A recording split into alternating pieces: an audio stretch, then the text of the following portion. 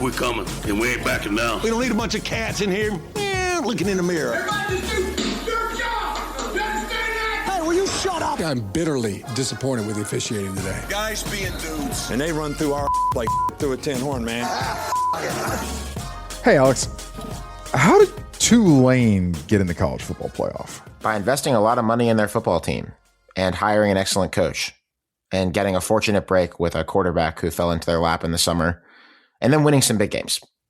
Tulane has been a hard luck football program for most of the last, 60 years or so, but they have gotten really aligned, to use our favorite A word, over the last handful of years, gotten, by Group of Five standards, a really competitive roster budget behind them, absolutely nailed a couple of hires in a row that have gradually built them in this direction. Willie Fritz, who is now at Houston and winning games there as he does everywhere, left, and he's replaced by Jon Sumrall, who won games at Troy.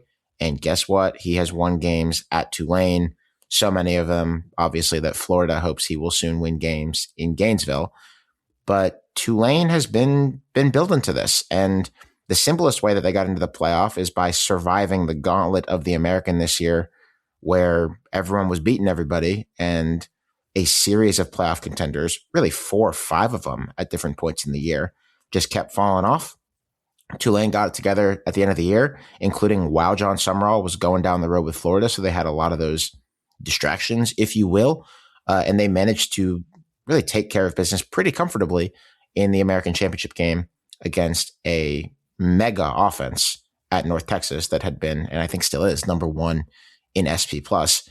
So they competed both on and off the field. And that is why they are the number 11 seed, going to play Ole Miss in a rematch in Oxford, Mississippi in the first round of the playoff. Alex, can they win this thing? No, they can't. But I'm going to entertain this as the more likely of the 2 upsets possibilities of the G5 games in the first round. I agree very strongly, actually. So they played Ole Miss earlier this year. They lost 45-10. Obviously non-competitive. They played Ole Miss last year and lost 37-20. That game was in New Orleans. And that game was more competitive, if you remember. Tulane kind of bothered Ole Miss for a bit in that game before things fell apart. It's going to be really hard. They are 17.5-point underdogs for a reason, even though Ole Miss is going through what we all know Ole Miss is going through.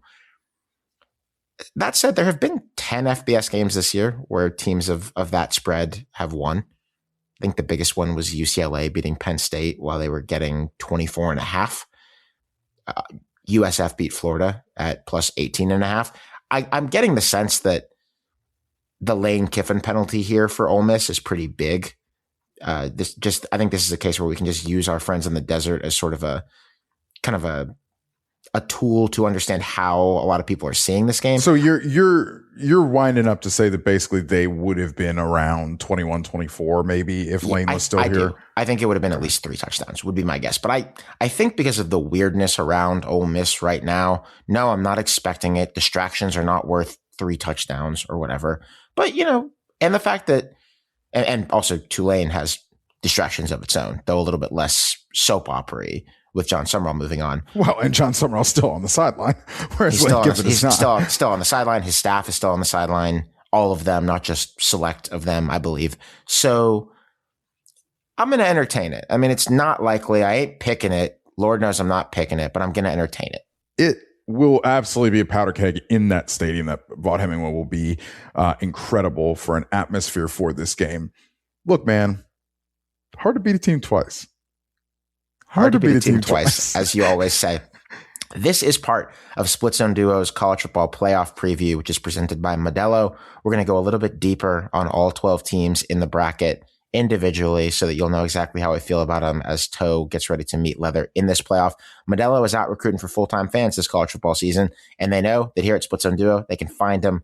Modelo is the official beer sponsor of the college football playoff, and we appreciate very much them being part of the fold with us. Alex. Yeah? Alex, what is their coach's deal? I was just about to tell you because he's coming to your alma mater after this year, and I think I think that a lot of Florida fans are very down on this, as you've explained to me, because Jon Sumrall is going to be the second straight Group of 5 coach from the state of Louisiana to go to Florida, and Billy Napier didn't work out so well. But the deal with Jon Sumrall, and for now this is a Tulane discussion, is that he just wins football games.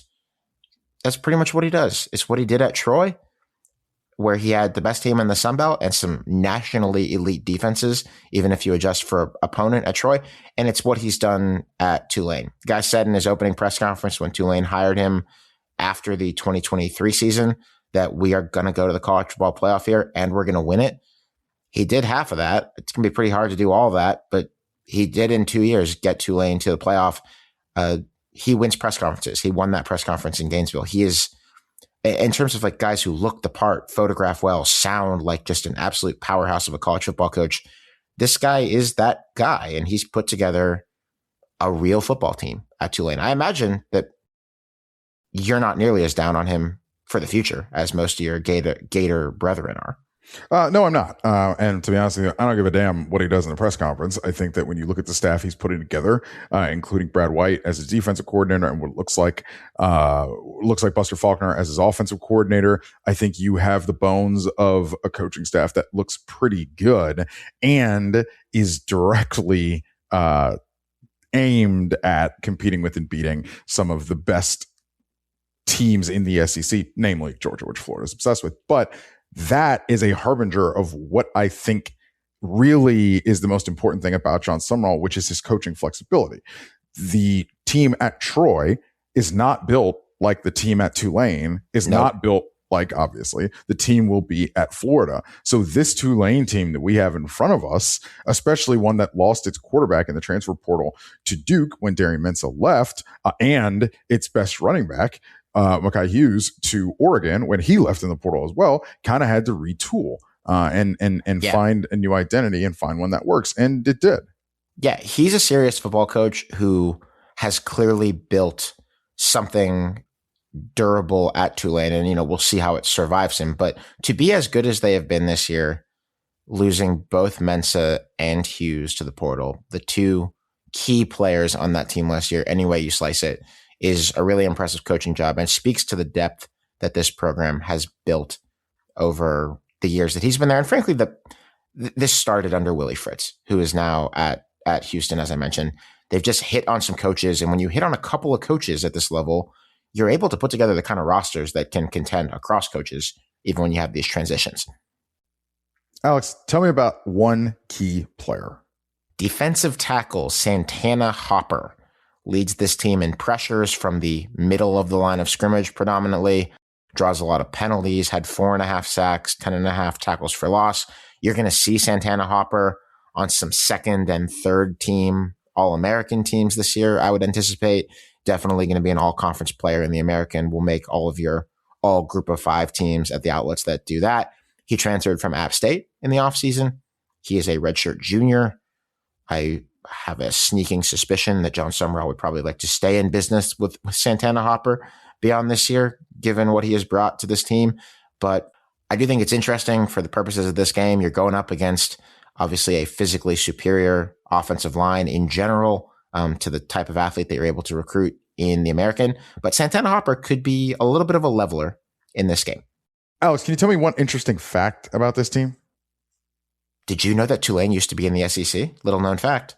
I did, actually. And if you were a subscriber to splitsondoa.com, you almost certainly knew that. You almost certainly did. This was, I think, the first episode that we ever did of our Dead Letters series some years ago that you can go and listen to. If you look for Tulane Dead Letters in your podcasting app, we've put those episodes into a separate feed, so they're pretty easy to find.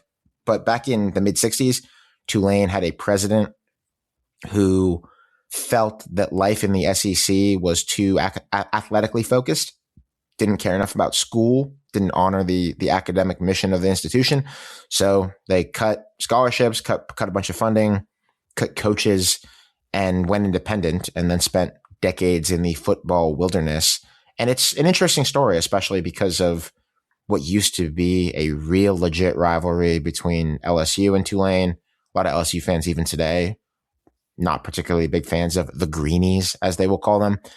If you're a Tulane fan of a certain age. Like let's say that you were born around 1950 and you have stayed with the program all of these years. And so you were a teenager when they left the SEC. When you were young, they were really competing in the SEC and nationally. You are now 75 years old and getting to watch your team in the college football playoff on the biggest stage that the sport has to offer against a team that you might remember being in the same conference as many pre-integration years ago. That is cool to me. I hope especially that if you're a Tulane fan of the age between, 70-ish and 95, 100-ish, get up there, get as many years as that's amazing. I hope you have a great time watching this game. You've been waiting a long time for something like this, and it's sweet that you get the opportunity. So that's my favorite thing about this Tulane team. That is our preview of the Tulane Green Wave in this college football playoff. We want to thank Modelo, the official beer sponsor of the playoff, and we say thank you to them for taking part in this show. We'll see you all very soon. This has been part of Split Zone Duo's college football playoff preview presented by Modelo, official beer sponsor of the playoff. We will see you very soon.